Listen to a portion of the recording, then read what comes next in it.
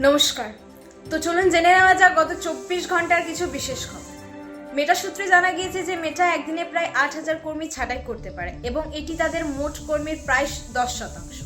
এছাড়াও এটি জানা গিয়েছে যে এবছর তারা আরও ছাঁটাই করার সম্ভাবনা রয়েছে।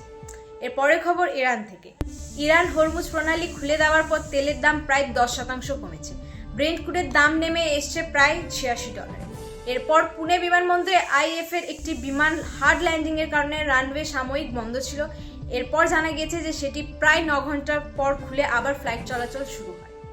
প্রয়াত অভিনেতা ইরফান খানের ছেলে বাবিল বাবার কিছু অদেখা ছবি শেয়ার করেছেন এবং সেটিতে দেখা যাচ্ছে যে ক্যান্সারের সময়েও তিনি পরিবারের যত্ন নিয়েছিলেন। এর পরের খবর এয়ার ইন্ডিয়া থেকে। এয়ার ইন্ডিয়াতে কেবিন ক্রিউদের মাথায় সিঁদুর, হাতে কালাবা ও গলায় মঙ্গলসূত্র পরা নিষিদ্ধ করা হয়েছে। এই সিদ্ধান্ত নিয়ে সামাজিক মাধ্যমে বিতর্ক শুরু হয়ে গেছে। ধন্যবাদ, ভালো থাকবেন, সুস্থ থাকবেন। Stay tuned with Swan news.